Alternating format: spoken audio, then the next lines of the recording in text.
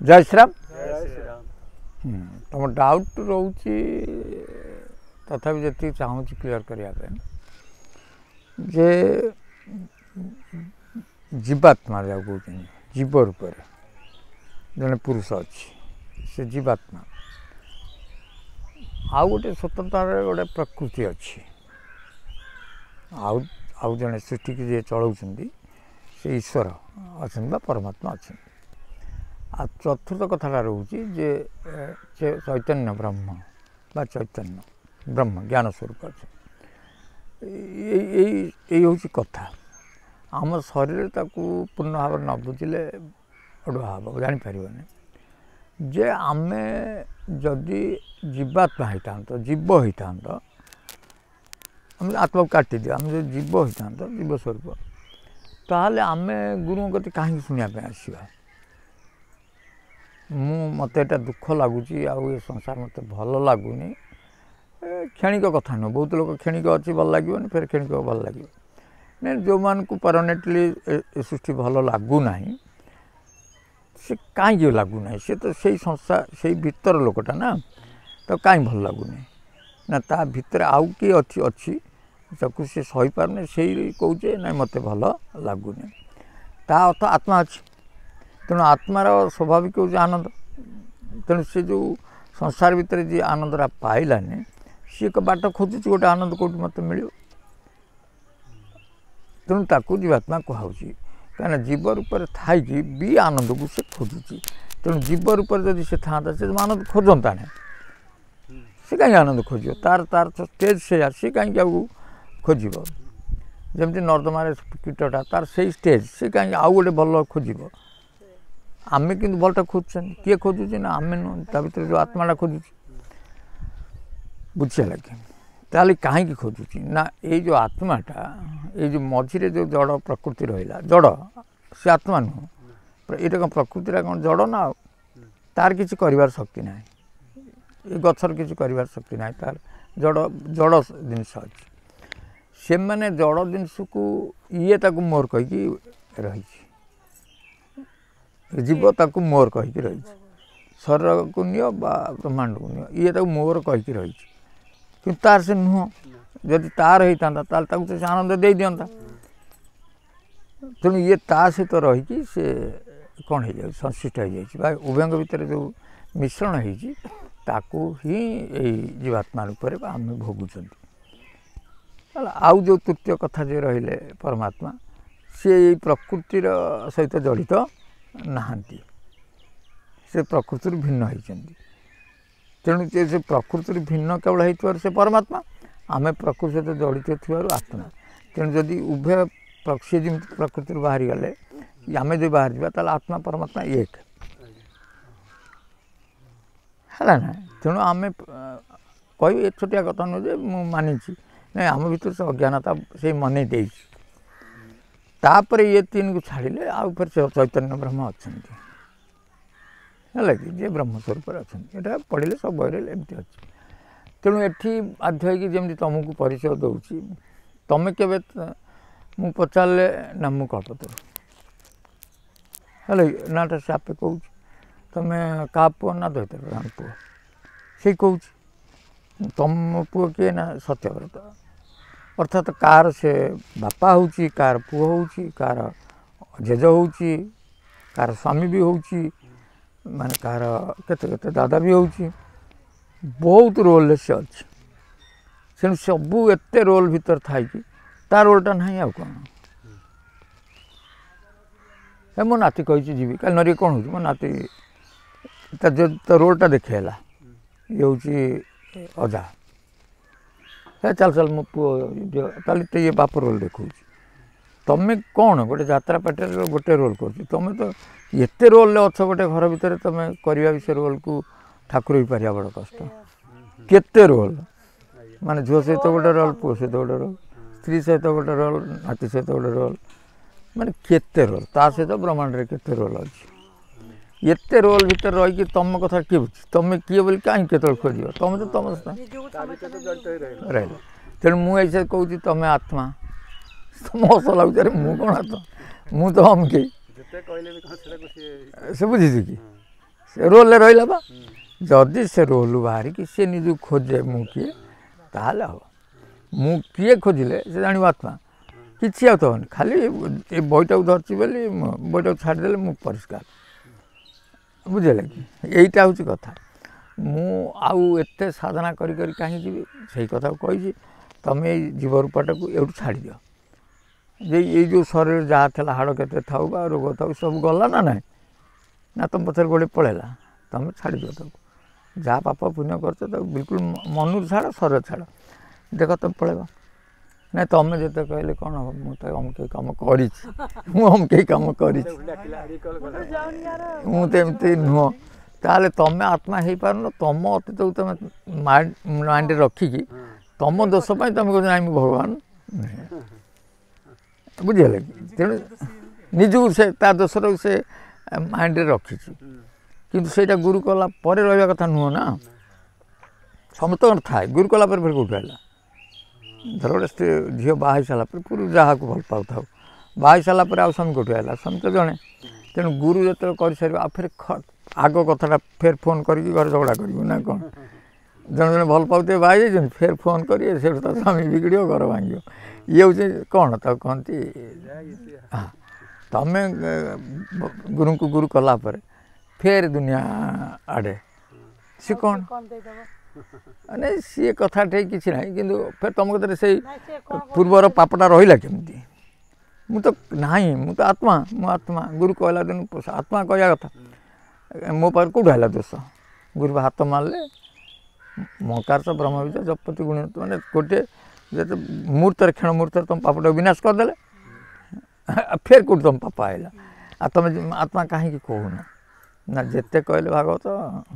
ପ୍ରସନ୍ନ ହେଲା ମୋର ଚିତ୍ତ ସେ ପୁଣି ଗୋଡ଼େଇକି ଯାଇକି ସେଇ ପାପ ଭିତରେ ପଶିବନି ମାଇଣ୍ଡକି ଆଣିବ ଆଉ ତ ତୁମ ଦ୍ୱାରା ପାପ ହେଉନାହିଁ ଏଇଟା ସତ୍ୟ କିନ୍ତୁ ପଛବୋଧଟା ସେମିତି ରହିଛି ତାକୁ ଫୁଟାଟା କରୁନା ଆସିବ କେଉଁଠି ଇଏ ପାପ ମୋର କେଉଁଠି ଆଇଲା ଏଟାକୁ ନିଜକୁ ବୁଝେଇ ପାରୁ ନା ଏ ହେଉଛି କଥା କିନ୍ତୁ ପ୍ରକୃତରେ ତୁମକୁ କେହି ବାନ୍ଧିନି ତୁମେ ଖାଲି ନିଜ ବନ୍ଧନ ହେଇନା ବି ତୁମେ ନ୍ୟାଚୁରାଲି ତୁମେ ମୁଁ ବନ୍ଧାରେ ଅଛି ଯେଉଁଦିନ ସେଇଦିନ ଜାଣିବ ଯେ ନାଇଁ ମୁଁ ବନ୍ଧନରେ ନାହିଁ ଆଉ ବନ୍ଧନ ନାହିଁ କେଉଁଠି କିଏ ବାନ୍ଧି ପକେଇଛି ତୁମେ ସ୍ୱତନ୍ତ୍ର ହେଇଗଲା ତେଣୁ ମୁଁ ସେଇ ନେଇ କହୁନି ତୁମେ ଭଗବାନ ହେଉନ ନା ଆତ୍ମା ହେଇଯାଅ ଆତ୍ମା ହେଲେ ତ ଭଗବାନ ଆଉ କ'ଣ ଅପର କଥା ସବୁ ଏଇଆ ହେଉଛି କଥା ଆଜି ଗୋଟେ ପଢ଼ିବା ଭଲ କଥା ଯେ ଏଇଟାକୁ ବୁଝିବା ଦରକାର ଆମେ ବହୁତ ବସିଛନ୍ତି ହଁ ବିମର୍ଷ ହୋଇନ ଶୁଣି ରାମଦାସ ଏହା ମୋର ଲୋଡ଼ା ନାହିଁ ମାନେ ସିଏ ବହୁତ କଥା ବୁଝେଇଥିଲେ ତାଙ୍କୁ ଏ ଯେଉଁ ଜ୍ଞାନ ତତ୍ତ୍ୱ ସବୁ ରାମଦାସ କହିଲେ ଶେଷରେ ଯେମିତି ସେ ଅର୍ଜୁନ କହିଲେ ମୋର କିଛି ଆବଶ୍ୟକ ନାହିଁ ଆପଣ ତ ମାନିଗଲେ ଆପଣ ଆଉ କ'ଣ ଆମେ କଂସନ ଶେଷରେ ସେଇ କଥାଟା କଲେ ସେ ସେଇ କଥା କହୁଛନ୍ତି ବିମର୍ଷ ହୋଇନ ଶୁଣି ରାମଦାସ ଏହା ମୋର ଲୋଡ଼ା ନାହିଁ ଆହୁରି କଥାଏ ଅଛଇ ମୋର ସତ୍ୟ କଲେ କହିବ ହିଁ କହିଲେ ଇଏ ତତ୍ତ୍ୱଗତ କଥା ଛାଡ଼ନ୍ତୁ ଆପଣ ଦେଲେ ଇଏ କଲେ ଆଉ ବି ମୋର ସେଇଟା ଲୋଡ଼ା ନାହିଁ ମୋର ଗୋଟେ କଥା ଅଛି ଆପଣ ମାନିବେ ହସି କରି ଜାଣି ଶ୍ରୀ ଅଚ୍ୟୁତ ଭଣି ଯାହା ମାଗିବୁ ଜାଣେ ତୁ ଯାହା ମାଗିବୁ ମୁଁ ବି ଜାଣିଛି ସେଇ କଥା ଗୋଟି ଦେଇ ନ ପାରିବି ମୋର ଅଧିକାର ନାହିଁ ସେ ଯେଉଁ କଥାଟା ତୁ ମାଗିବୁ ମୁଁ ତୋତେ ଦେଇପାରିବି ନାହିଁ କଥାଏ ତୋତେ ମୁଁ ମାଗିବି କୁମର ତୁ ଆଗେ ସତ୍ୟ କର କି ଅଚ୍ୟୁତ କହିଲେ କଥାଏ ତୋତେ ମୁଁ ମାଗିବୁ କୁମର ତୁ ଆଗେ ସତ୍ୟ କର ଆଗ ଯଦି ଦେଇ ତୁ ପାରିବୁ କୁମର ତେବେ ଭକତ ସୋଦର ତାହେଲେ ତୁ ମୁଁ ଭକ୍ତ ହେଇଗଲି ତାହେଲେ ଇଏ ଆଗେ ମାଗିଲେ ଇଏ ଓଲଟେଇକି କହିଲେ ନାଇଁ ତୁ ଆଗେ ତୋତେ ମାଗିବି କହେ ରାମଦାସ କରପତ୍ର ଯୋଡ଼ି ଆଗରୁ କହିଛି ମୁଇଁ ଜୀବନ ମାଗିଲେ ଏଇ କ୍ଷଣି ଦେବି ନିଅ ଏ କଳା କହ୍ନାଇବା ଠାକୁର ନିଅନ୍ତୁ ଆପଣଙ୍କୁ ତ ଜୀବନ ତ ଦେଇଦେଇଛି ଆପଣଙ୍କୁ ଏବେ ସେଇ ଜୀବନ ମାଗିବେ ତ ଆଉ ତ କ'ଣ ଦେଇଦେବେ ସକଳ ମାଗିଲେ ମୁଁ ଦେବ ହିଁ ତୋତେ ଅଦେୟ ପଦାର୍ଥ ନାହିଁ ଯେଉଁଦିନ ତୋର ଶରଣ ପଶିଲି ସକଳ ଦେଇଛି ମୁଇଁ ଯେଉଁଦିନ ଆପଣଙ୍କୁ ଗୁରୁ କରିଛି ମୁଁ ତ ସକଳ ଦେଇଦେଇଛି ଆଉ ମାଗିବା ଜିନିଷ କ'ଣ ରହିଛି ଆଉ ପ୍ରାଣ ନେଇଯାଉନାହାନ୍ତି ଆପଣ ପ୍ରାଣ ତୋତେ ଦେବା କଥା ଆଗରୁ ମାଗିଛି ତୁ ଆଗ ଦେଇଦେ ମୋତେ ଇଏ କଥା କିଏ କହୁଛନ୍ତି ହଁ ନାଇଁ ତୋତେ ଦେବା କଥା ଆଗରୁ ମାଗିଛି ତୁ ଆଗ ଦେଇଦେ ମୋତେ ତା ପଛରେ ଯାହା ମାଗିବୁ ନିରତେ ମୋର ନାହିଁ ବିତ ଚିତେ ଏଟାକୁ ଯେତେ ମାଗିବୁ ଏଇଟା ବୋଧେ ଅଚ୍ୟୁତାନନ୍ଦ କହିଲେ ଏ ଶବ୍ଦଟା ତାଙ୍କୁ ଯେ ତୋତେ ତ ଦେବା କଥାଟା ମୁଁ ଆଗରୁ ମାଗିଛି, ତୁ ଆଗ ମୋତେ ଦେଇଦେ, ତୁ ତାପରେ ଯାହା କହିବୁ ମୁଁ ତ ଦେବି। କ'ଣ ମାଗିବୁ ମାଗରେ କୁମର, ଦେବି ସତ୍ୟ ହେଲା ମୋର, ଯାହା ମୁଁ ନ ଦେବି କହୁଅଛି ତାହା, ସେଇ ମୋ ସତ୍ୟ ବାହାର। ଯେଉଁଟା ତୁ ମାଗିବୁ ଯଦି ନ ଦେଇପାରିବି ମୋ ସତ୍ୟ ବାହାର ହେଇଥିବ, ତେଣୁ ଦେଇପାରିବିନି। କହେ ରାମଦାସ ଏଇ ସର୍ବତୁଚ୍ଛ ବାସ୍ତବ ପ୍ରେମରେ ମୋର, ମନକୁ ନ ଦେଇ କହୁଅଛି ତୋତେ ଶୁଣ ପରମେଶ୍ୱର, ବେନି କର ଧରି ବହେ ନେତୃବାରୀ, ଅଷ୍ଟ ସାତ୍ଵିକ ଲକ୍ଷଣ। ଅଷ୍ଟ ସାତ୍ଵିକ ଲକ୍ଷଣ ସମସ୍ତେ ଜାଣିଛନ୍ତି ଭକ୍ତିର, ଯେ ବୋ ବୋ କାନ୍ଦିବା, ରୋମାଞ୍ଚ ହେଇଯିବା, ବୁଝିଲେ କି, ସେ ବହୁତ ବି ଅଛି। କଥାଏ ମାଗୁଛି ଆଉ ଥରେ ସତ୍ୟ, କର ତୁ ବିଶ୍ୱ ବ୍ରାହ୍ମଣ। ଯେ ତୁମେ ଆଉ ଥରେ ସତ୍ୟ କର, ମୁଁ ସେ କଥାଟା ମାଗିବି। କିଏ ରାମଦାସ କହିଲେ, ତୋତେ କେଉଁ କଥା ହେବ ପରାପତ, ଅପରାପତ ବା କାହିଁ, ବ୍ରହ୍ମ ନିରୂପଣ କରିଅଛୁ ତୁହି, ଦ୍ୱନ୍ଦାତୀତ ମୋ ଗୋସାଇଁ। ମୋତେ ଅଦ୍ୱୈତକୁ ନେଇଯାଇଛୁ।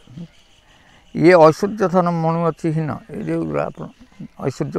ହୀନ ମଣୁଛି, ତୁଚ୍ଛା ପ୍ରାୟ ପରା ମୁହିଁ, ସେ କଥା ଗୋଟିକ କହୁଅଛି ତୋତେ, ମନ ମଧ୍ୟ ମୋର ଧ୍ୟାଇ। କ'ଣଟା ମାଗିବୁ କହୁଛି, ଏଗୁଡ଼ା ସବୁ ମିଛ। ଅନ୍ତିମ କାଳ ତ ହେଲାଣି ତୁହର,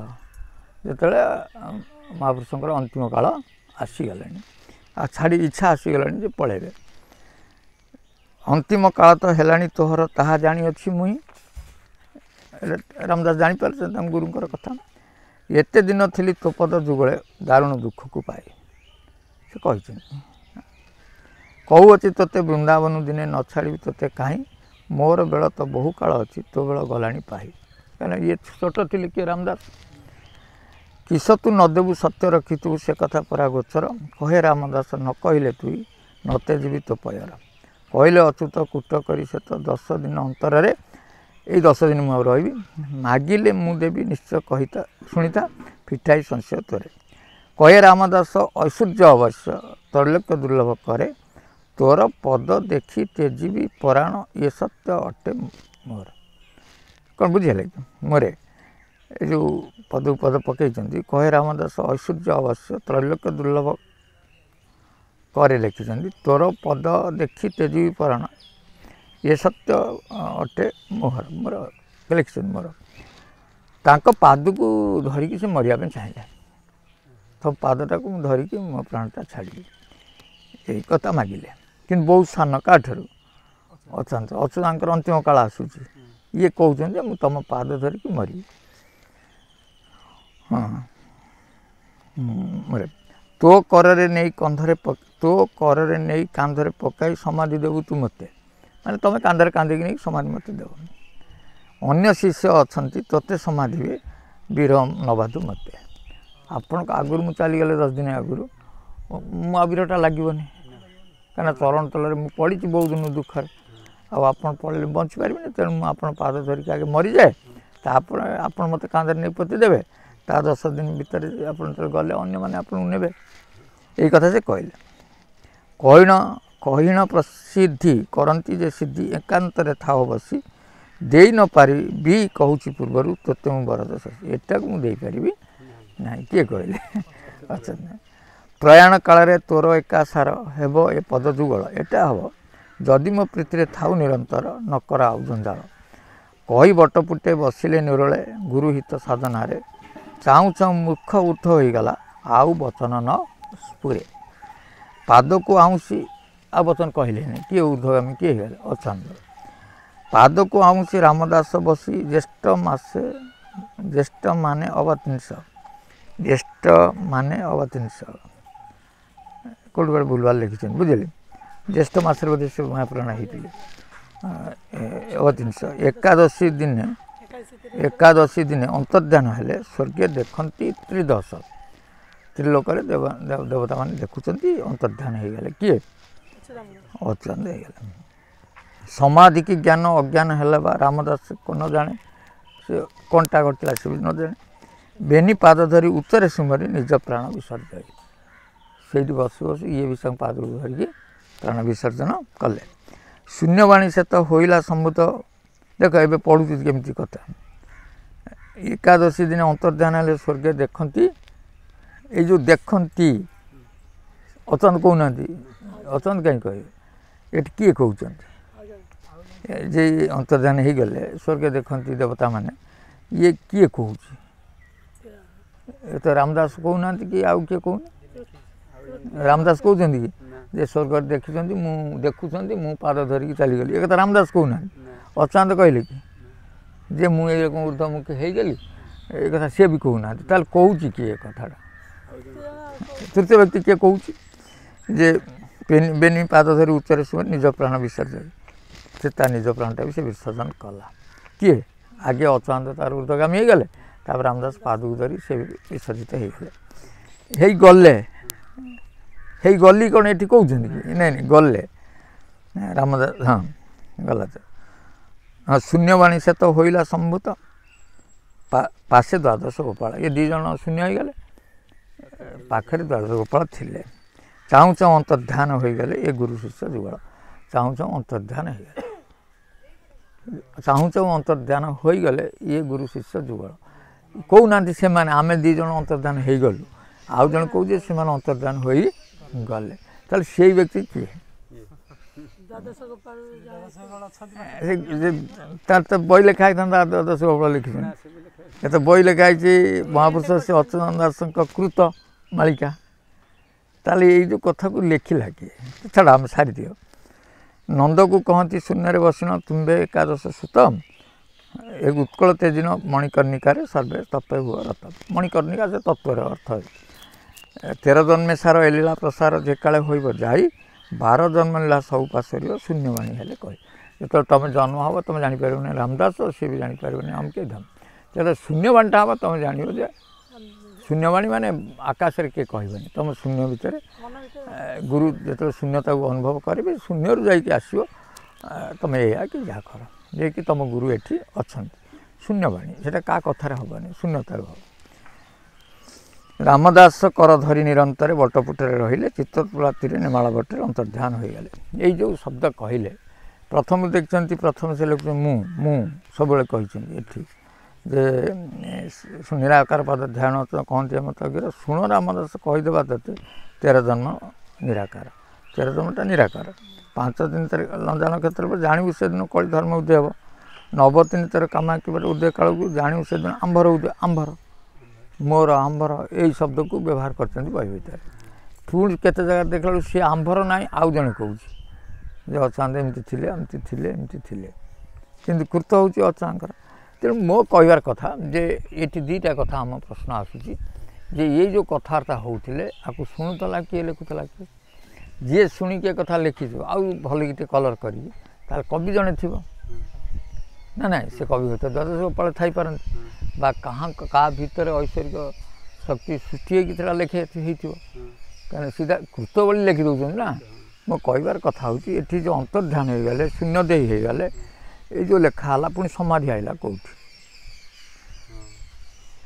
जो समाधि पीठ पूजा होते जा पारादीप मो समाधि पीठ पारादीप समाधि पीठ रहा फिर नेमाल रहा केते जगह कहते ये तो सी क्लीयर कर शून्य दे अंतर्ध्यान हो गले ना कौन से बुझादेवे कौन ना ना शरीर समस्त हुए ना सी गुण अधिका है फिर से कहीं लिखाई तो तू जो चल जाऊ तो कह अंतर्ध्यान हो गला बापा चलीगले मुझे मो बापा अंतर्ध्यान हो गले